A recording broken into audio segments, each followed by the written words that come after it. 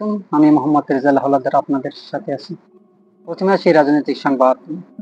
আওয়ামী লীগ নির্বাচনে আসবেন, বিদায় নিচ্ছেন সেনাপ্রধান, বিস্তারিত আজকে আমার এই রাজনৈতিক ভিডিওতে আপনাদের জানাই স্বাগতম।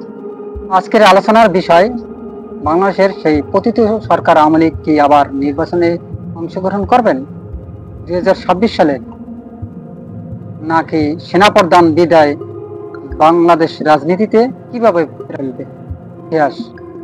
আওয়ামী লীগের রাজনৈতিক অবস্থান 2008 থেকে 2024 পর্যন্ত আওয়ামী লীগের শাসন ছিল দুর্বিষহ। জনগণের রোষানলে পরে তিনি তার দায়িত্বভার থেকে সরে দাঁড়ান, অর্থাৎ এক পর্যায়ে তাকে সে না যাওয়া ইচ্ছা থাকা সত্ত্বেও তিনি ছাত্র জনতার গণ অভ্যুত্থানে দেশ থেকে পালিয়ে যান। শেখ হাসিনার নেতৃত্ব উন্নয়নমূলক প্রচারণা আপনারা জানেন, তিনি তার নেতৃত্ব ছিল অত্যন্ত রাগী এবং হিংসাত্মক। তিনি বিরোধী দলের নেতা কর্মীর প্রতি যেভাবে আচরণ করেছেন তা আজ পর্যন্ত বাংলাদেশের ইতিহাসে এরকমের বিরূপ এবং হিংসাত্মক রাজনীতি কেউ করেনি। বিরোধী দলকে নিপীড়ন, গুম, হত্যা, খুন করে দমন করে রাখতেন তিনি। কিন্তু উন্নয়নের দিক থেকে যদি আমরা বলি, উন্নয়ন মোটামুটি যা হয়েছে একদম খারাপ হয়নি। পদ্মা সেতু থেকে মেট্রো রেল পর্যন্ত যা কিছু করেছে এবং বাংলাদেশে ফ্লাইওভার অনেক করেছে, তা সত্যি অভাবনীয়। কিন্তু তিনি মানুষের উপর যে নিপীড়ন ও নির্যাতন চালিয়েছেন তা সম্পূর্ণ উন্নয়ন একদম মাটি হয়ে যায়। পারমাণবিক বিদ্যুৎ কেন্দ্র থেকে এই মানুষের উপর নির্যাতন নিপীড়ন চালিয়েছেন, এই জন্য তার উন্নয়নের কথা কেউই বলে না। বর্তমান প্রেক্ষাপট, শেখ হাসিনা ক্ষমতায় নেই। 2025 পরবর্তী পরিস্থিতি, আপনারা জানেন যে ছাত্র জনতার গণ অভ্যুত্থানে 2024 সালে 5ই আগস্ট তিনি বাংলাদেশ থেকে পালিয়ে ভারতে চলে গেছেন। আওয়ামী লীগের অভ্যন্তরীণ সংকট বর্তমানে তিনি নেই, অর্থাৎ দলের সভাপতি যেহেতু নেই, নেতৃত্ব এখন কে দেবে এমন কেউ আসতে পারছে না, কারণ আওয়ামী লীগের সকল কার্যক্রম সরকার নিষিদ্ধ ঘোষণা করেছে। সাধারণ কর্মীদের মধ্যে হতাশা। আপনারা জানেন যে তাদের কার্যক্রম সকল নিষিদ্ধ করার পর থেকে সাধারণ যে কর্মীরা আছে তারা ভিডিও কনফারেন্সে শেখ হাসিনার সাথে যদি কথা বলে, কিন্তু তারা মাঠে নামতে পারছে না ভয়ে, তাই তারা হতাশা প্রকাশ করছে। 2026 সালে নির্বাচন নিয়ে অনিশ্চয়তা, আওয়ামী লীগ কি আবার মাঠে নামবে? এখন অনেকে প্রশ্ন করেন, অনেকে মনে করেন যে আওয়ামী লীগ মনে হয় নির্বাচন করতে পারবে। আসলে আওয়ামী লীগ কি যেহেতু তাকে নিষিদ্ধ করা হয়েছে, তার সকল কার্যক্রম নিষিদ্ধ করা হয়েছে, আমরা এখনো বুঝতে পারছি না কি আওয়ামী লীগ 2026 সালে নির্বাচনে অংশগ্রহণ করবে কিনা। নতুন নেতৃত্বে আসবে নাকি পুরাতনের পুনরুজ্জীবিত? বিদেশি কূটনীতির দৃষ্টি, যুক্তরাষ্ট্র, ভারত, চীন তাদেরকে কৌশলে সব কিছু জানিয়েছেন, কিন্তু নির্বাচনে কেউ অংশগ্রহণ করতে পারছে না। সম্ভাব্য কৌশল, নির্বাচন না এসে আন্দোলনে যাওয়া, জোট গঠন, ছোট দল বা জামাত, জাতীয় পার্টি, অন্তর্বর্তীকালীন সরকারের দাবি। সেনাপ্রধানের বিদায়, বাংলাদেশের সেনাবাহিনীর ভূমিকা। স্বাধীনতার পর থেকে সেনাবাহিনীর রাজনীতিতে প্রভাব। 1975 সালের পরবর্তী সময়ের অভ্যুত্থান, গণতন্ত্রের পথে সেনাবাহিনীর ভূমিকা।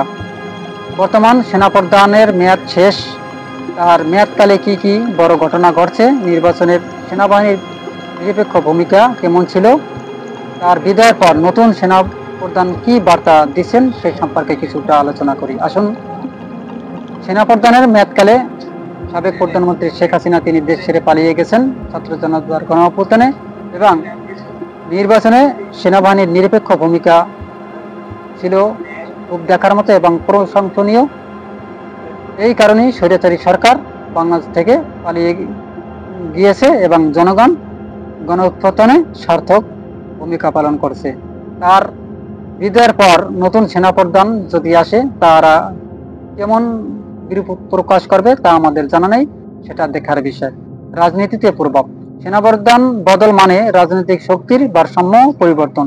বিরোধী দল যেমন বিএনপি ও জামাতের প্রত্যাশা, আওয়ামী লীগের জন্য সেনাপ্রধান পরিবর্তনের অর্থ হলো ভয়াবহ। কারণ এখন বর্তমানে জানেন যে আওয়ামী লীগের নেতারা তিনি সেনাপ্রধানকে অনেকে গালিগালাজ করেন এবং ভয় পান। এই সেনাপ্রধান কারণে নাকি শেখ হাসিনাকে দেশ থেকে পালিয়ে যেতে বাধ্য হয়েছে। আসলে তিনি কিন্তু নিরপেক্ষ ভূমিকা পালন করার জন্য ছাত্র জনতা মিলে তাকে দেশ থেকে বহিষ্কার করেছে, অর্থাৎ স্বৈরাচার পতন হয়েছে। দলগুলো কারা আসবে? বিএনপি, জামাত, জাতীয় পার্টি, আওয়ামী লীগের অনিশ্চিততার অবস্থান, ছোট দলগুলোর কৌশল। জনমত জরিপে ও মানুষের মনোভাব, জনগণের আশা, সুষ্ঠু নির্বাচন, তরুণ ভোটারদের ভূমিকা, সোশ্যাল মিডিয়ার প্রচারণা, আন্তর্জাতিক চাপ, যুক্তরাষ্ট্রের গণতন্ত্র নিয়ে বক্তব্য, ভারতের কৌশলগত স্বার্থ, ইউরোপীয় ইউনিয়ন ও জাতিসংঘ। ভবিষ্যৎ সম্ভাবনা, যদি আওয়ামী লীগ নির্বাচনে আসে প্রতিদ্বন্দ্বিতা কেমন হবে? জানেন, একটা ভয়াবহ পরিস্থিতি হবে যদি আওয়ামী লীগ আসে, এবং আওয়ামী লীগ যদি বাংলাদেশে শুধু শেখ হাসিনা আসে, তাহলে হয়তো বা গৃহযুদ্ধ বাজারও একটা সম্ভাবনা থাকতে পারে। বিরোধী দল কিভাবে প্রতিক্রিয়া জানাবে? আপনারা জানেন যে অত্যন্ত মারাত্মক প্রতিক্রিয়া জানাবে, এবং শেখ হাসিনা এখনো নিজেকে বলেন যে তিনি এখনো প্রধানমন্ত্রী আছেন এবং নির্বাচিত প্রধানমন্ত্রী বলে তিনি স্বীকার করেন। যদিও আওয়ামী লীগ নির্বাচনে না আসে, একতরফা নির্বাচন হওয়ার সম্ভাবনা নেই, কারণ জামাত আছে, এনসিপি আছে, আরো কয়েকটি বড় বড় রাজনৈতিক দল এখন বর্তমানে আছে। আন্দোলন ও স্থিরতা, বর্তমানে সাবেক প্রধানমন্ত্রী শেখ হাসিনা যাওয়ার পর থেকে দেশে আন্দোলন ও অস্থিরতা বেড়েই চলেছে এবং আইন শৃঙ্খলা বাহিনীর পরিস্থিতি একদম নিয়ন্ত্রণের বাইরে চলে গেছে। বাংলাদেশের গণতন্ত্রের ভবিষ্যৎ, গণতান্ত্রিক সংস্কৃতি, স্বচ্ছ নির্বাচন ছাড়া বাংলাদেশ কি স্থিতিশীল হবে? কখনই সম্ভব না। নির্বাচন হতে হবে একদম স্বচ্ছ ও ফেয়ার। আলোচনার সংক্ষেপ যদি আমরা বলি, তাহলে নির্বাচন হবে এবার খুব শক্ত পাকাপোক্ত, অর্থাৎ এখানে কোনো কারচুপি হবে না। তবে দর্শকের প্রতি একটি প্রশ্ন, আওয়ামী লীগ কি 2007 সালে নির্বাচনে আসবে?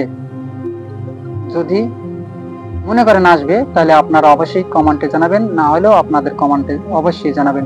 সেনাপ্রধান বদল রাজনীতি কি প্রভাব ফেলবে আওয়ামী লীগের? চ্যানেলটি সাবস্ক্রাইব করুন, লাইক ও শেয়ার দিয়ে সবার মাঝে ছড়িয়ে দিন। আজ এ পর্যন্তই। আসসালামু আলাইকুম ওয়া রাহমাতুল্লাহি ওয়া বারাকাতুহু।